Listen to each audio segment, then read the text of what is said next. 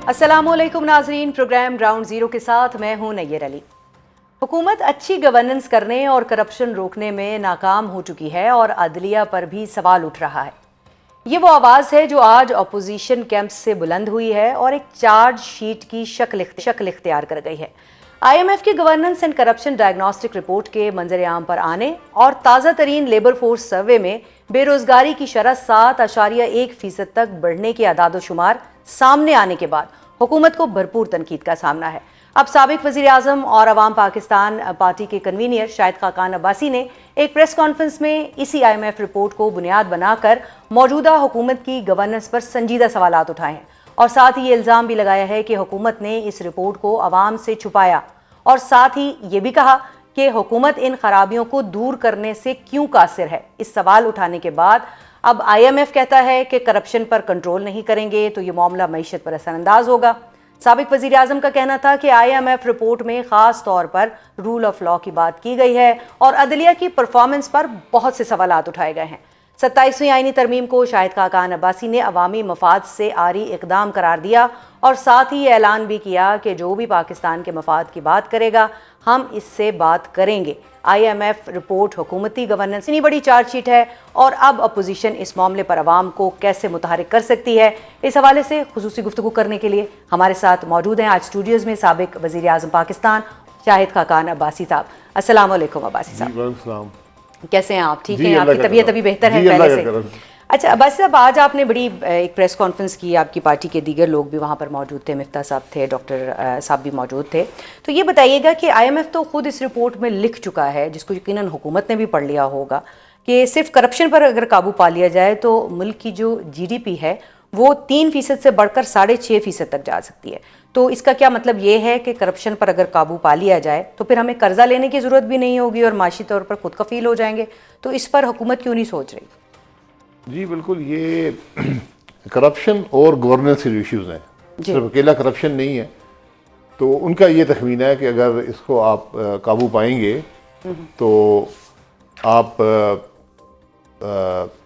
तकरीबन 550 से 5500 से 7000 अरब तक अजाफी आपकी GDP में ग्रोथ आ जाएगी। तो ये बहुत बड़ी ये चेंज है। ये ऐसी रिपोर्ट IMF यहाँ बहुत अरसे से, मेरे ख्याल मुझे याद नहीं है 10वां या 12वां हमारा प्रोग्राम है IMF का, ठीक है, और ख़ास तौर पर 2012 के बाद तो कंटिन्यूसली हम IMF के प्रोग्राम के अंदर हैं। तो ऐसी रिपोर्ट कभी नहीं आई जिसने टारगेट करके करप्शन को भी, हुकूमत की जो गवर्नेंस के इश्यूज़ को भी और उसके क्या असरात मुल्क की मईशत पर, मुल्क के मामलात पर होते हैं, इस सारे को उन्होंने बड़ी वजाहत से और बार बार उसको एम्फसाइज करके उन्होंने ये इक़दाम उठाए हैं।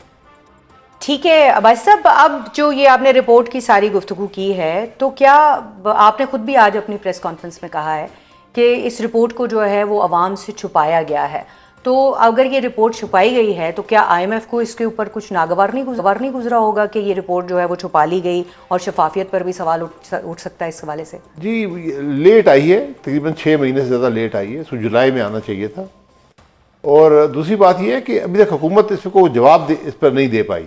उनको जवाब देना चाहिए कि भाई नहीं, हम एग्री करते हैं, हम नहीं एग्री करते। नहीं, वो तो कहते हैं कि ये करप्शन अभी नहीं हुई, ये पहली है, पुरानी है, हम तो जो है वो तबाही के दाने से मुल्क को जो है वो अब नहीं, ये आज के मामलात की बात कर रहे हैं जी, ये पुरानी बात नहीं है, ये आज के मामलात हैं। इसलिए उनको संजीदगी से इसको लेना चाहिए क्योंकि बहुत सीरियस इशू है।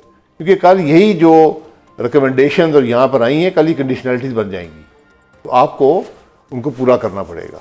और मैं ये समझता हूँ कि जो ज़रूरत पाकिस्तान की है वो इनसे भी ज़्यादा सख्त इक़दाम की है। ठीक है, आपको करप्शन के मामला, गवर्नेंस के इश्यूज, रिफॉर्म्स, ये बड़ी सीरियसली लेने पड़ेंगे। खासतौर पर जो रेगुलेटरी एनवायरनमेंट है, तकरीबन तमाम रेगुलेटर्स पर उन्होंने तनकीद की है। उन्होंने जो हुकूमत खुद कारोबार में मुलव्वस है, जो कंसेशन दिए जाते हैं, जो पॉलिसी कैप्चर है, ये सब बातें उन्होंने इसमें की हैं। तो ये बड़ी संजीदा बातें हैं। अब भाई साहब, हुकूमत को कोई इसके ऊपर जिस तरह शिकवार वहाँ पर जो है वो इल्ज़ामात लगाए गए हैं या शिकवार जो है वो इस रिपोर्ट के अंदर नुकात दिए गए हैं जो करप्शन, गवर्नेंस और दीगर तमाम मामलात के हवाले से हैं, तो उसी शिकवार क्या हुकूमत को जवाब देना चाहिए फॉर्मली इसके ऊपर? नहीं, फॉर्मली अब जवाब देने के जिम्मेदार तो नहीं है, लेकिन देना चाहिए क्योंकि ये बहुत सीरियस बातें उसमें लिखी हुई हैं। हुकूमत को अपना मौक़िफ़ रखना चाहिए कि वो कैसे इन सारे मामलात से निपटेंगे।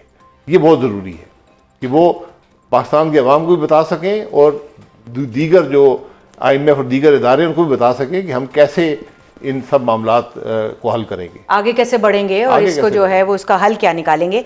लेकिन आप खुद वज़ीर आज़म रहे हैं, बहुत सारे हुकूमती मामलात किस तरह से चलते हैं आपसे बेहतर कोई नहीं जानता। अब जब IMF अपनी रिपोर्ट में वाज़ेह तौर पर नैब के हवाले से ये कहता है कि 5.3 खरब रुपए की रिकवरी जो है वो की गई है, अब ये रकम जो है ये आपके सामने है। इस मुल्क में करप्शन का असल तखमीना तो शायद कोई भी ना लगा सके, लेकिन अब ये रिकवरी जो है ये आटे में नमक के बराबर करार दी जा रही है, तो आप इस पर क्या कहेंगे?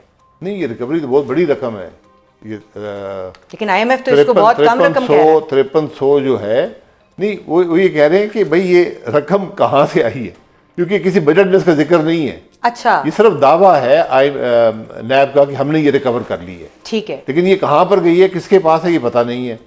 और दूसरी बात यह है कि ये जो यहाँ पर करप्शन और गवर्नेंस की बातें हैं, ये सिर्फ वफाकी हुकूमत तक महदूद हैं।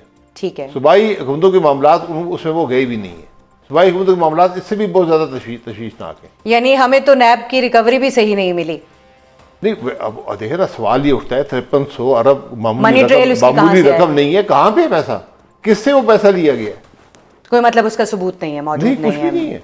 ना बजट में आया है कि ये रकम हमें मौसूल हुई है, ना ही किसी और शख्स पे इल्ज़ाम लगाया गया है कि इससे हमने रिकवर किया है। बस नैब की रिपोर्ट में लिखा है कि 5300 अरब हमने रिकवर कर लिए। अच्छा अब्बास साहब, कल मियां नवाज शरीफ साहब ने काफ़ी दिनों के बाद जो है वो एक आया है, बहुत लंबे अरसे के बाद, खामोशी के बाद जो एक बार फिर उन्होंने बात की है, जहां उन्होंने ये कहा है कि जो जितने लोग जो सहूलतकार थे उस वक्त खान साहब को लाने वाले, उनके खिलाफ भी कार्रवाई होनी चाहिए। वहीं दूसरी तरफ उन्होंने, अगर हम माशी पॉलिसियों की बात करें तो उसके ऊपर भी उन्होंने कहा है कि जी बहुत बेहतरीन हो गई हैं, अब सब अच्छा की रिपोर्ट है। तो अगर इसकी एक झलक जो है वो हालिया ज़िमनी इंतखाबात भी उन्होंने करार दिया है कि उनको कामयाबी इसी वजह से मिली है, तो इन दावों की मौजूदगी में ये सारा निज़ाम आगे कैसे चलेगा? बात दावों से नहीं चलती। आप मुल्क की हकीकत देख लें कि अभी बेरोज़गारी की रिपोर्ट आई है, ठीक है, आप 7.1 पे बेरोज़गारी पहुंच गई है, जो यूथ की बेरोज़गारी से बहुत ज़्यादा है। अगर हम इलेक्शन की बात करते हैं, जो इलेक्शन बाई इलेक्शन में हिस्सा ही किसी ने नहीं लिया, ना जमातें खड़ी हुई, अपोजिशन की जमातें, उनके कैंडिडेट्स भी नहीं थे और लोगों ने वोट भी नहीं डाला। मैंने बहुत पहले कहा था कि लोगों का एतमाद उठ गया इलेक्शन के निज़ाम से। ठीक है, अब उसको एक बेमानी एक्सरसाइज समझते हैं। आपकी जमात इसीलिए इलेक्शन की तरफ नहीं जा रही? नहीं, तो फ़ायदा कोई मकसद नहीं है, बाई इलेक्शन में कोई मकसद नहीं। जब तक आप इस बात की गारंटी नहीं करेंगे कि मुल्क में एक फ्री एंड फेयर इलेक्शन होगा, तो इलेक्शन बेमानी हो जाएंगे, सारा निज़ाम बेमानी होकर रह गया। तो ये जो पाकिस्तान की एक अवामी किस्म की पार्टी आपने बनाई है और इसमें आप अवाम की बात करते हैं, तो अगले इलेक्शन में जाने का इरादा रखते हैं? जी बिल्कुल, इलेक्शन तो हर जमात लड़ती है और इंशाल्लाह हम लड़ेंगे, लेकिन मैं ये चाहता हूँ कि आज 2/3 अक्सरियत के दावे हैं, इसको इस्तेमाल करें मुल्क को गारंटी देने के लिए कि मुल्क के इलेक्शन फेयर होंगे, फ्री एंड फेयर होंगे। तो जब अगर ये गारंटी नहीं होती तो आप इलेक्शन की तरफ नहीं जाएंगे? नहीं, गारंटी देखें, गारंटी तो नजर आती है ना कि क्या हो रहा है। पिछले इलेक्शन में नजर आ रहा था क्या होगा। कौन सा इलेक्शन है जिसमें गारंटी दी हो गई हो अब तक और उस पर अमल दरामद हुआ? अब जरूरत है ना। आप तो खुद कहते हैं सारे इलेक्शन जो है वो, जी सारे इलेक्शन फेयर नहीं हुए, कुछ ज्यादा 2018 में धांधली हुई, 2024 में उससे बहुत बढ़कर धांधली हुई। आज गैर नुमाइंदा हुकूमतें बैठी हैं जो मुल्क के अंदर तरामीम कर रही हैं, आइन की तरामीम कर रही हैं। ये निज़ाम नहीं चल सकता इस तरह। वैसे अब आपने अभी बात की है तो PTI एक जमात है, उसका एक लीडर है, चलें वो जेल में है, वो सज़ा अपनी जो है वो भुगत रहे हैं, लेकिन वज़ीर आला खैबर पख्तूनख्वा भी एक सूबे के जो है वो ज़िम्मेदार हैं, वो अपने लीडर से मिलना चाहते हैं। अभी भी उन्होंने धरना दिया हुआ है वहाँ पर अडयाला जेल के बाहर। उनकी बहनों को भी उन्होंने भी धरना दिया, उन्होंने कहा हमें फैमिली के साथ मिलने नहीं दिया जाता। जेल मैनुअल के मुताबिक फैमिली तो मिल सकती है, लेकिन अब ये बताइए कि इससे क्या ख़तरा है कि अगर सुहेल आफरीदी साहब जो है वो जाके मिल लेते हैं या बहनें जाकर मिल लेती हैं, तो क्यों नहीं मिलने दिया जा रहा? क्या मिलने देना चाहिए हुकूमत को, आपको क्या लगता है? जी बिल्कुल मिलने देना चाहिए। सियासी लोग जो जेल में जाते हैं उनसे मुलाकात लोग करने की इजाज़त हमेशा मिलती रही है, और ख़ास तौर पर अगर ऐसी जमात जिसकी अपनी हुकूमत भी हो मुल्क के अंदर, कि वो जमात का जो चीफ वज़ीर आला है वो अपनी जमात के लीडर से डायरेक्शन लेना चाहते हैं, उनसे मशवरा करना चाहते हैं कि मामलात को कैसे डील किया जाए, और ख़ास तौर पर जिस सूबे के अंदर दहशतगर्दी का बहुत बड़ा अंसर हो, जो आज बढ़ती हुई दहशतगर्दी है, उसको कैसे क्या पॉलिसीज़ होंगी, तो ये सारा फिर जो वहाँ पर सूबाई हुकूमत का जो इंतज़ामी ढांचा है वो मफलूज हो जाता है जब आप नहीं मिलने देंगे। तो ये मेरा ख्याल थोड़ा दिल के अंदर वुसअत पैदा करनी चाहिए। दिल में वुसअत के साथ साथ अगर दिल में वुसअत पैदा नहीं होगी तो 4 दिसंबर को NFC का अवार्ड भी का जो इजलास है वो होने जा रहा है बाज़ाब्ता तौर पे, तो उस इजलास का क्या मुस्तकबिल होगा कि अगर एक सूबा जो है उसका वज़ीर आला उसमें शिरकत नहीं करता, इस बेस के ऊपर कि जो हुकूमत और वफाक के दरमियान में दूरियां तो मौजूद है ना, तो उन दूरियों को क्या हुकूमत का काम नहीं है कि वो कम करने की कोशिश करे और उधर से सूबा भी कोशिश करे और ताकि मामलात आगे बढ़ सके? नहीं, बिल्कुल कम करना चाहिए, ख़त्म करने चाहिए। देखें, जब आप हुकूमती मामलात तय कर रहे हैं, अवाम की बात कर रहे हैं, तो वहाँ पर सबको मौजूद होना चाहिए, और वहाँ पर फिर मशवरे की ज़रूरत होती है अपने पोलिटिकल लीडरशिप के साथ। तो जब वो नहीं होगी तो फिर फैसले करने मुश्किल हो जाते हैं। NFC अवार्ड तो मेरा ख्याल है वो एक फॉर्मेलिटी होती है, क्योंकि प्रोटेक्शन हासिल है आइन के अंदर, एक सतह से नीचे जो तकसीम नहीं होगी तो उसी सतह पे वो तकसीम कायम रहेगी NFC की। आज हम सबसे ये सवाल पूछ रहे हैं कि जब अभी इस वक्त जो ज़िमनी इंतखाबात हैं इसके बाद की जो सूरत हाल है, पीपल्स पार्टी कहाँ खड़ी है कि उनकी अब सादा अक्सरियत में तो ज़रूरत नहीं है हुकूमत वक्त को, नून लीग को।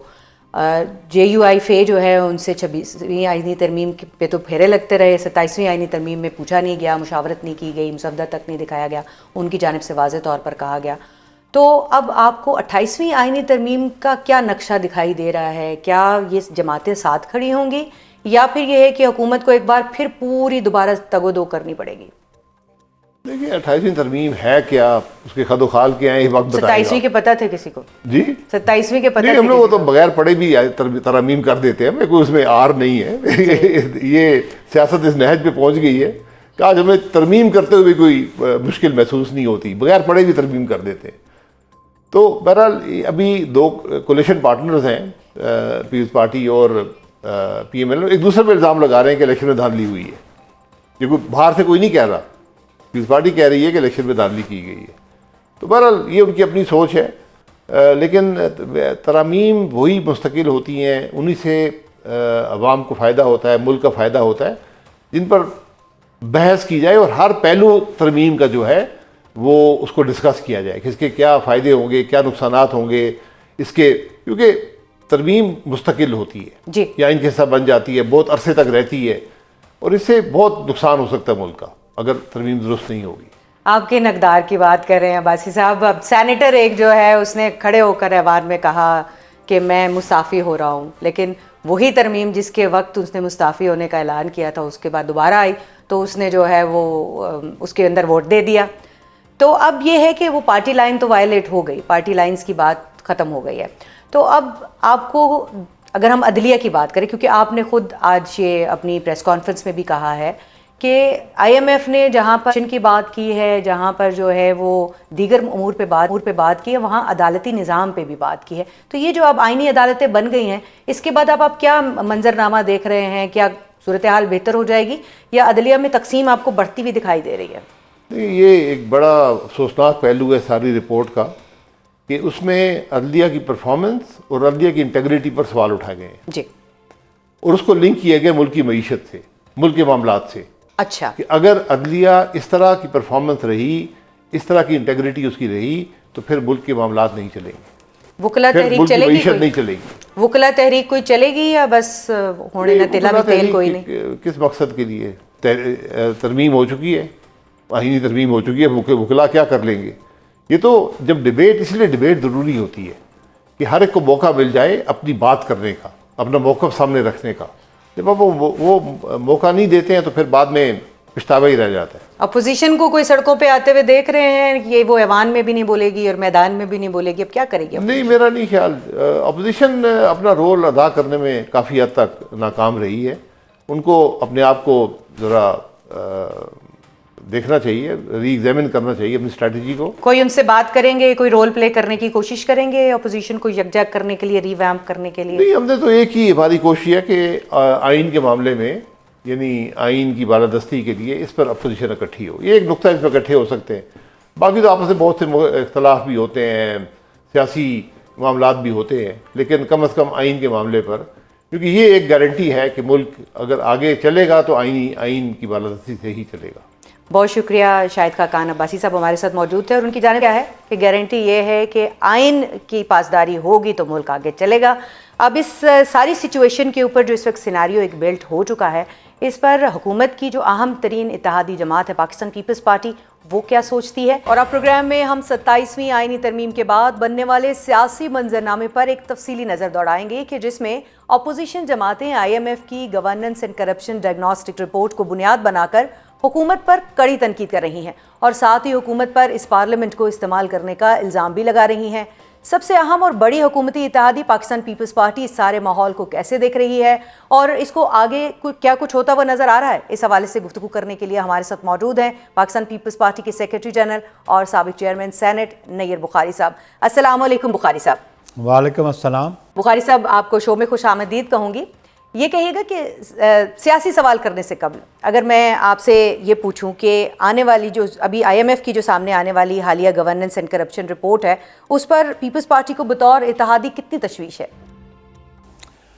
ऑब्वियसली देखें, दिस इज नॉट, ये कोई नया चैप्टर नहीं है और IMF अपनी डिक्टेट्स देता रहता है और ऑब्वियसली वो लैंडिंग पोजीशन में, और जो लेंडर है वो अपनी टर्म्स एंड कंडीशंस में लैंडिंग करता है और इससे ज़्यादा परेशान होने की बात भी नहीं है। ऑब्वियसली ये जो एक्विजिशन एलिगेशंस हैं करप्शन के, then why are they supporting Pakistan, why are they lending money to Pakistan? अगर वो समझते हैं कि उनके पैसे की मिस अप्रोप्रिएशन हो रही है तो why do they agree to it? This is my question to IMF people ना। बिल्कुल ठीक कह रहे हैं कि एक तरफ तो वो जो है वो पाकिस्तान को पैसे भी दे रहे हैं और दूसरी तरफ उन पर करप्शन के इल्जामात जो है वो भी लगाए जा रहे हैं। ऑब्वियसली देखे ना, देयर इज़ एन इम्प्रूवमेंट। मैं ये नहीं कहता कि करप्शन एलिमिनेट हो गई है, करप्शन इज़ देयर और दुनिया के हर मुल्क में। Do you know what is the ratio of corruption in Japan and do you know what is the ratio of corruption in United States and other European countries? To some extent शायद हमारे मुल्क में corruption का ज़्यादा हो उनसे, लेकिन can you figure out 2004 मुल्क आप कह सकते हैं स्कैंडिनेवियन कंट्री के फिगर आउट के जी they are corruption free countries, you know. So मेरा सवाल IMF से है कि अगर आपने ये रिपोर्ट रिलीज़ की है, then why are you negotiating with Pakistani government authorities? ठीक है, आपने निशानदेही की अमेरिका की जानिब भी, तो two wrongs can not make anything right, ये तो इस बात पे तो हम मुत्तफिक हैं, लेकिन कुछ स्ट्रक्चरल फ्लॉज जो है उनकी निशानदेही की गई है बुखारी साहब। और ख़ास तौर पर अगर हम बात करें, हुकूमत ने इस रिपोर्ट की रिलीज़ को भी कई मौखर किया है और इसको खुफिया रखा गया है, तो ऐसा करना आपके ख्याल में पाकिस्तान की इमेज के लिए कितना नुकसानदेह हो सकता है? देखें जी, करप्शन इज़ नॉट एक्सेप्टेबल। मैं समझता हूँ कि कॉमन आदमी जो है वो तो बहुत बिलबिला उठता है और वो जो करप्शन कॉमन आदमी की तो नहीं करता, ये तो एलीट्स का इशू है। हाँ, ये किसी थानेदार ने थोड़ी बहुत ही रिश्वत ले ली, दैट इज़ अनदर थिंग, लेकिन करप्शन तो वो है जहाँ पे प्रोजेक्ट्स की डील होती है, जहाँ पे प्रोजेक्ट्स बिलियंस साइफन ऑफ किए जाते हैं। लेकिन है कि करप्शन को कोई भी पसंद भी नहीं करता और उसकी पिजराई भी नहीं होनी चाहिए और गवर्नमेंट को मेजर्स लेने भी चाहिए और गवर्नमेंट को इस पर बिल्कुल कंसर्न शो करना चाहिए कि ये जो रिपोर्ट है इसमें ये आप कुल्ली तौर पे मुस्तरद तो नहीं कर सकते, they must be some reasons for it, और IMF ने कोई रीजनिंग दी होगी तो government should look into it, क्योंकि हम समझते हैं कि अगर ये नहीं देखेंगे तो ये मलबा हम पे गिरेगा तो हम ये मलबा उठाने को तैयार नहीं हैं। बिल्कुल, मैं यही जानना चाह रही थी कि आप देखें, अहम इत्तेहादी हैं, बेशक काबीना में नहीं बैठे हुए, लेकिन आपने भी अवाम के पास जाना है और जवाबदेह होना है। Obviously, लेकिन we will not share that and we are not going to share that allegation. Why should we share that allegation? The point is this, government should look into it. हम इनके साथ इत्तेहादी हैं और अपनी इस्लाह कर लें। जहाँ जहाँ निशानदेहियाँ की IMF ने उसमें रिफॉर्म्स लाने की कोशिश करें, चीज़ों को रिफ़ाइन करें और बिल्कुल हम सपोर्ट करते हैं। हमने उनसे कमिटमेंट कौमी असम्बली में स्ट्रेंथ की थी कि हम आपकी स्ट्रेंथ पूरी करके रखेंगे ताकि आप 5 साल गवर्नमेंट कर सकें। तो बुखारी साहब, अब अगर आपकी एक तशवीश मौजूद है और इस तशवीश का, इस परेशानी का अपना जो डिस्प्लेजर है इस रिपोर्ट के ऊपर, वो क्या हुकूमत तक आपने पहुंचाया है? किसी लेवल पर कोई राब्ता हुआ है या आने वाले दिनों में अगर इसके ऊपर लायामल होगा तो क्या होगा? ऑब्वियसली देखिए जी, आज सेशन हुआ है नेशनल असेंबली का, सेनेट का भी हुआ। हमारे पार्लियामेंट्री लीडर्स आपस में डिस्कस करेंगे और ये सिर्फ हमारा कंसर्न नहीं है, इवन PMLN की लीडरशिप का भी कंसर्न है। ऑब्वियसली एक इंटरनेशनल फोरम से अगर इस किस्म के एलिगेशंस आते हैं तो आप गवर्नमेंट, कोई भी गवर्नमेंट उसको इग्नोर तो नहीं कर सकती। मैं नहीं समझता हूँ कि PMLN इसको इग्नोर करेगी, वो कंसिडर करेगी। शायद वो प्रोपोर्शनेट जो है वो जो उन्होंने रेफ़र की है उतनी ना हो, उसका लेवल कम हो, लेकिन उसके लिए मेजर्स तो लेने पड़ेंगे उसको दुरुस्त करने के लिए। ठीक है, आपने अभी असम्बली की बात की है कि असम्बली में यकीनी तौर पर अब सेशन जो है वो चल रहा है, लेकिन अगर हम थोड़ा सियासी सूरत हाल की बात करें तो इस वक्त ज़िमनी इंतखाबात के बाद दिखाई यही दे रहा है कि अददी तौर पर हुकूमत को अब अपनी जो प्रायोरिटी है या अपनी जो एक अपर हैंड है वो बरकरार रखने के लिए पीपल्स पार्टी की ज़रूरत नहीं रही है। दूसरी जानिब JUIF पहले ही वो हमारे ही प्रोग्राम में जो है वो कुछ रोज़ कबल ये कह चुके हैं कि नून लीग का ये वतीरा रहा है कि पहले वो इस्तेमाल करते हैं फिर छोड़ जाते हैं। तो कामरान मुर्तज़ा साहब ने ये बात यहाँ पर कही है। तो ये बताइए कि अब आपको क्या लग रहा है आगे मुस्तकबिल का मंजरनामा 28वीं आईनी तरमीम में क्या नज़र आ रहा है? चॉइस PMLN की है, चॉइस इज़ देयर्स। अगर वो समझते हैं कि वो हमारे बगैर हुकूमत चला सकते हैं तो चला लें, चला के देख लें। हमने तो उनको यकीनदानी कराई थी ना कि हम आपको सपोर्ट करेंगे, आपको स्ट्रेंथ पूरी करके देंगे, लेकिन ball is in their court, let them decide it. अगर उनको हमारी ज़रूरत नहीं तो मेरी क़यादत से बात कर लें वो, लेकिन मैं समझता हूँ इट इज़ इन, हम तो इन नेशनल इंटरेस्ट में हैं और पाकिस्तान में इस जमहूरी अमल को इसकी कंटिन्यूटी के लिए हमने सपोर्ट किया और 2024 में हम गवर्नमेंट का हिस्सा बने। और हम समझते हैं कि अभी भी जो रीजनल सिचुएशन है उस पर इकॉनमी को देख लें, सिक्योरिटी इश्यूज़ को देख लें तो सैनिटी शुड प्रिवेल। बाकी पॉलिटिकल फोर्सेस को भी इन हालात को देख के समझना चाहिए कि पाकिस्तान की आज ज़रूरत क्या है और पाकिस्तान की जो डोमेस्टिक स्टेबिलिटी है ये बहुत ज़रूरी है ताकि आपको आपका ईस्टर्न बॉर्डर देख लें, आपका वेस्टर्न बॉर्डर देखें, आपकी सिक्योरिटी सिचुएशन देख लें। और मैं नहीं समझता हूँ कि इतनी इनसेन कोई एक्टिविटी PMLN करेगी। वो अगर वो ड्राइविंग सीट पे बैठे हैं वो रियलाइज़ करते हैं पाकिस्तान के हालात क्या हैं, वो रियलाइज़ करते हैं कि पॉलिटिकल फोर्सेस को यकजा होना चाहिए। और अभी रिसेंटली इवन उनके को जो एडवाइज़र हैं, उनके पॉलिटिकल एडवाइज़र, उन्होंने तो PTI को भी ऑफ़र किया कि हम आपसे डायलॉग करना चाहते हैं। तो आज मुल्क के हालात ऐसे हैं, आज के हालात का तकाज़ा ये है कि पॉलिटिकल फोर्सेस यूनाइटेडली काम करें। बुखारी साहब, पॉलिटिकल फोर्सेस की यूनाइटेडली काम करने की आपने बात की, सैनिटरी प्रिवेल करने की बात की, फिर आपने PTI को जो है वो एक जो ऑफ़र की गई है उसकी बात की, लेकिन हमें दूसरी तरफ जो ग्राउंड रियलिटीज़ हैं वो डिफरेंट दिखाई देती हैं। ग्राउंड रियलिटीज़ तो ये हैं कि जो खान साहब की बहनें हैं वो धरना देती हैं, बानी चेयरमैन जो हैं वो इस वक्त जेल में हैं, इस वक्त मेरा ख्याल है 8 दफ़ा कोशिश कर चुके हैं, खतूत लिख चुके हैं, राब्ते कर चुके हैं, ये PTI की जानिब से क्लेम किया जा रहा है। तो इस वक्त भी धरना उन्होंने दिया हुआ है, तो मुलाकात कराने में क्या हर्ज है? क्या पाकिस्तान पीपल्स पार्टी जो हमेशा से रूल ऑफ लॉ की, इंसानी हुकूक की जो है वो दाई रही है, तो इसमें भी कुछ अपना रोल आप लोगों को प्ले नहीं करना चाहिए? देखिए जी, we can only suggest them कि जो लीगल प्रोविजंस हैं एक तो कहते ना अपने बानी जेल में है, ऑब्वियसली जेल में तो हैं कि जो उनके पास क्राइम कमिट किया या इस्टेब्लिश हुआ, कोर्ट ने कन्विक्ट कर दिया, मामलात अपीलेट फोरम पे हैं। लेकिन जेल मैनुअल जो है उसको ऑब्ज़र्व करते हुए जो उनकी रिलेटिव्स की मुलाकात होनी चाहिए, उसमें कोई हरज नहीं है मैं समझता हूँ, और उनके लीगल टीम की। लेकिन जेल प्रेमिसेस पॉलिटिक्स करने के लिए नहीं है, politics should not be done. लेकिन अदालती अहकामात मौजूद हैं कि मिलवा दें, तो इसके ऊपर क्या अदालती अहकामात पे अमल दरामद नहीं करना चाहिए मौजूदा हुकूमत को? और दुनिया में एक तस्वीर कशी अच्छी नहीं हो रही इसकी। मैं समझता हूँ कि इसमें कोई इतना बड़ा आर नहीं है कि मुलाकात बहनों की अगर हो जाए सो व्हाट, और जेल मैनुअल जो है वो मीटिंग्स को रेगुलेट करता है, और अकॉर्डिंग टू जेल मैनुअल जो उनका राइट बनता है उनको बिल्कुल वो राइट मिलना चाहिए। मेरा मौक़िफ़ ये है। बहुत शुक्रिया बुखारी साहब। नैयर बुखारी साहब हमारे साथ मौजूद थे और पीपल्स पार्टी का मौक़िफ़ रख रहे थे कि जेल मैनुअल में अगर मुलाकात की इजाज़त है तो फैमिली की मुलाकात कराने में कोई हर्ज नहीं है, और पीपल्स पार्टी तजवीज़ ज़रूर दे सकती है कि बानी से मुलाकात के दरवाजे जो हैं वो खोले जाएं, आगे अमल दरामद करना और बॉल जो है वो यकीनन हुकूमत वक्त के कोर्ट में होगी। और अब प्रोग्राम में जिक्र करेंगे उस वाक़े का जिसने अफ़गान तालिबान को अब सुपर पावर अमेरिका के लिए भी एक बड़े ख़तरे के तौर पर लाकर खड़ा किया है, जिसकी बाज़गश्त अब पूरे अमेरिका में सुनाई दे रही है।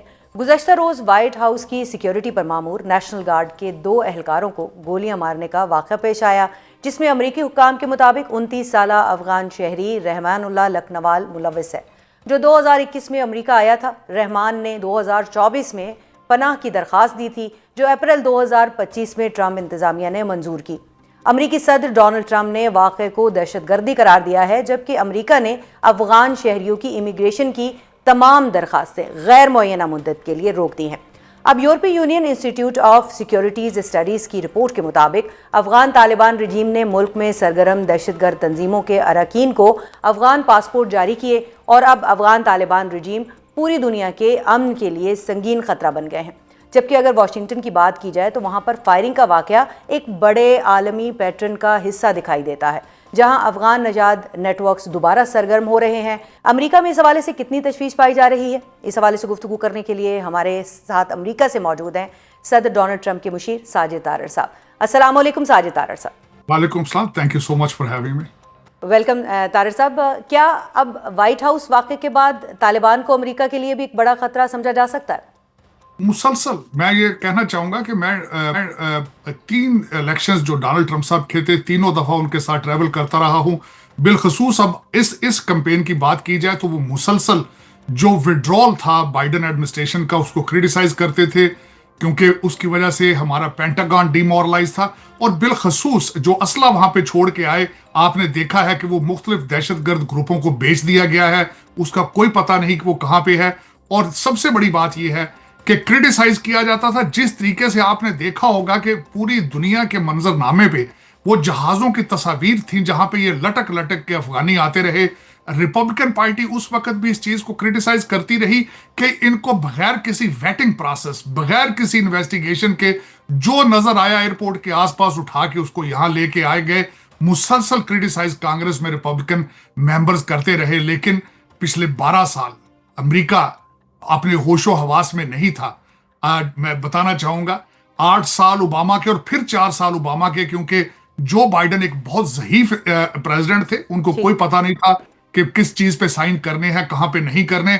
12 साल इस वक्त जो दुनिया में जितने मसाइल हैं उनके पीछे 12 साल की अमेरिकन इंटरनल और वीक फॉरेन पॉलिसी जो है उसका हिस्सा है। वो तो ठीक है तारड़ साहब, वो तो ठीक है, लेकिन अब अमेरिका एक मेस यहाँ पर छोड़ गया अफगानिस्तान में, जिसका एहसास भी अमेरिका को पूरी तरह से हो रहा है, और इस बात का इजहार जो है वो सदर डोनाल्ड ट्रंप मुसलसल कर रहे हैं, और आपने भी इस बात की निशानदेही की कि आपके साथ भी बात उनकी होती रही है। तो अब ये जो बंदर के हाथ में वो ये दे के चले गए हैं खिलौना, तो अब इसका क्या इलाज करेंगे? अब इसके ऊपर कोई लायामल बनाया गया है ट्रंप इंतजामिया की जानिब से मुस्तकिल? डेफिनेटली देखें, एक तो डोनाल्ड ट्रंप साहब मुसलसल इस चीज का इजहार करते रहे हैं कि बाग्राम एयर बेस जो है वो हमें वापस चाहिए, हमने बहुत ज्यादा पैसा लगा के उसको बिल्ड किया है।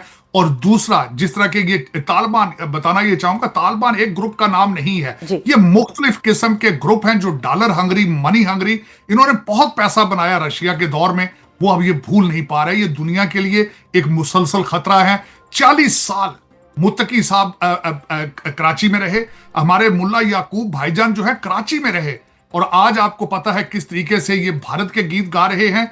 मैं ये बताना चाहूंगा कि ना सिर्फ ये अपने लिए खतरा है, पैसे बनाते हैं, दोहा, कतर, सऊदी अरेबिया में, टर्की में जायदादें बनाते हैं, और ये मुसलसल इस वक्त डोनाल्ड ट्रंप साहब मुसलसल इस चीज का के बारे में परेशान हैं कि वो असला जो है इन्होंने, बल्कि हुकूमत पूछ चुकी है कि आपने असला किन किन ग्रुपों को बेचा है, वो कहाँ है। तो दर हकीकत घेरा तंग होगा। घेरा तंग आपने देखा होगा किस तरीके से ये वबाले जान बन चुके हैं पाकिस्तान के लिए, किस तरीके से ये मुसलसल भारत की एक प्रॉक्सी वार लड़ रहे हैं। तो दर हकीकत अमेरिका पाकिस्तान एक न्यू पार्टनरशिप का आगाज हो चुका है, और बहुत जल्द आप देखेंगे कि इन लोगों को फिर दोबारा अफगानिस्तान से भागना पड़ेगा। लेकिन इस दफा ये कहां जाएंगे? ना ईरान लेगा, ना पाकिस्तान लेगा, ना दुनिया की और कोई जगह इनको लेगी। अब ये this is a very critical moment right now. Critical तो है मोमेंट, और हमसे ज़्यादा कौन समझ सकता है जो पाकिस्तानी है, जो मुसलसल ये फितनौल खारिज की जो कार्रवाइयाँ हैं उनका निशाना है, और जिस तरह से हमारे बच्चे और हमारे जो यहाँ पर जो आप देखें कि कोई इदारा महफूज नहीं है, कोई जो पाक फ़ौज के जो हमारे जवान हैं वो महफूज नहीं है। आप देख लें कैडेट कॉलेज वाना पे क्या हुआ है, अभी एफसी की जो हमारा हेडक्वार्टर है वहाँ पर क्या हुआ है, इस्लामाबाद के अंदर तक ये पहुँचे हैं। लेकिन हम मुसलसल सुन रहे हैं बगराम एयरबेस के हवाले से, तो क्या अमेरिका वापस बगराम एयरबेस का कंट्रोल लेने के बारे में सोच रहा है? एब्सोल्युटली, मैं समझता हूं कि उस अमेरिका की उस एयरबेस के ऊपर प्रेजेंस जो है इस रीजन को स्टेबलाइज करने के लिए इट इज वेरी इंपॉर्टेंट। आप देख रहे हैं किस तरीके से अभी चंद हफ्ते पहले अमेरिकन एम्बेसडर जो इस वक्त इस्लामाबाद में मौजूद हैं, उन्होंने मोहसिन नकवी साहब के साथ बैठ के अपनी सपोर्ट का इजहार किया। उन्होंने जो पाकिस्तान ने कुर्बानियां दी हैं दहशतगर्दी के खिलाफ, उसको रिकग्नाइज किया। आपने देखा होगा कि डोनाल्ड ट्रंप एडमिनिस्ट्रेशन और हमारे फील्ड मार्शल साहब की जो अलायंस है इस वक्त मैं समझता हूं मिसाली है। आपकी मिलिट्री डिप्लोमेसी जो है काम कर रही है, और आप देखेंगे बड़ी जल्दी अफगानिस्तान जो है वो उनको पता चलेगा कि इट इज नॉट वो दिन गए जब खलील मियां फाख्ता उड़ाया करते थे। देखिए, यहाँ पर इस्लामाबाद में आपने नेटली बेकर साहिबा की जो मुलाकातें हैं उनका हवाला दिया है, लेकिन अगर हम वहाँ पर मौजूद जो अमरीकी इस्टेब्लिशमेंट है उसकी बात करें, अमरीकी हुकूमत की बात करें, तो क्या आने वाले दिनों में अफ़गान मुहाजिरीन के लिए और ख़ास तौर पर जो अमेरिका में बसने वाले अफ़गान हैं उनके लिए मुश्किलात में इजाफा देख रहे हैं हम? बिल्कुल देख रहे हैं। आपने खुद अपने इब्तिदाइये में जो कहा है कि ना सिर्फ अब अमेरिका बेजार है इनसे, बल्कि आपने देखा होगा यूरोपियन यूनियन और कई स्कैंडिनेवियन कंट्रीज जो हैं इनको इंसेंटिव दे रहे हैं कि यहां से ये निकलें, क्योंकि ये प्रूव कर चुके हैं कि ये जहां जाते हैं दे आर ट्रबल मेकर्स। ये जहां जाते हैं वहां ये अपना जो है वो रंग, आपने देखा होगा यूरोप में इनके ऊपर कई एक्विजिशंस हैं, बच्चियों को रेप करना, बच्चियों को मारना, इंटीग्रेट ना करना। पाकिस्तान जहां 40 साल दूसरी तीसरी नस्ल इनकी ग्रो की है, इन्होंने उनके साथ वफा नहीं की, तो अल्टीमेटली आपका क्या ख्याल है अमेरिका इन सारी चीजों को देख नहीं चले हम वैसे तो वहाँ पर पेश आने वाला वाक़या बहुत अफसोसनाक है, लेकिन हम इस पर खुश हैं कि अब एटलीस्ट जो है वो अमेरिका भी उस सारे दर्द को और उस तकलीफ को समझ रहा है जो कि हम कई सालों से जो वो बर्दाश्त करें। आखिर में मुख्तसरन मुझे ये बताइएगा कि यहाँ बहुत हम गुफ्तगू सुन रहे हैं, बाज़कश सुन रहे हैं कि इस वक्त ताल्लुकात बेहतर हो रहे हैं जो ट्रंप इंतज़ामिया है उनके, और ख़ास तौर पे ख़ुद सदर डोनाल्ड ट्रंप के पाकिस्तान के साथ। तो क्या हम आने वाले कुछ दिनों में, कुछ महीनों में सदर डोनाल्ड ट्रंप का जो है वो पाकिस्तान का दौरा देख रहे हैं? आप साथ ट्रैवल करते रहे, कोई ऐसी गुफ्तगू हुई है? देखिए, बात हुई है। इस वक्त एडमिनिस्ट्रेशन जो है इस चीज पे गौर कर रही है। 2026 ना सिर्फ पाकिस्तान बल्कि भारत उस रीजन में एशिया के दौरे की बातें हो रही हैं इस वक्त, और एब्सोल्युटली आप देखेंगे कि डोनाल्ड ट्रंप साहब अपने इसी टर्म के अंदर पाकिस्तान तशरीफ लेकर जाएंगे। पाकिस्तान के इस वक्त अमेरिका के साथ आइडियल रिलेशनशिप है, डिफेंस के लिहाज से, इकोनॉमी के लिहाज से। उस रीजन में पाकिस्तान, अमेरिका और चाइना के दरमियान एक ब्रिज बनेगा। आपकी military diplomacy is touching the roof right now. बहुत शुक्रिया साजिद तारड़ साहब, आप जाते जाते हमें खबर देकर गए हैं कि इस हवाले से अब जो है वो 2026 का साल जो है वो इम्पॉर्टेंट है। साजिद तारड़ साहब हमारे साथ मौजूद थे जो कि मुशीर हैं डोनाल्ड ट्रंप के। इस खित्ते के हवाले से जो गुफ्तगू होती है वो बहुत क्लोजली उसको मॉनिटर भी करते हैं, खुद मौजूद होते हैं उसमें, और 2026 में सदर डोनाल्ड ट्रंप के दौरे की जो बाज़गश्त है उन्होंने उसके हवाले से पेशगोई भी कर दी है कि आने वाले दिनों में हम ऐसी कोई गुफ्तगू जो है वो मज़ीद होती हुई देखेंगे। प्रोग्राम का वक्त ख़त्म हुआ ही चाहता है, इजाज़त दीजिएगा, अल्लाह हाफ़िज़।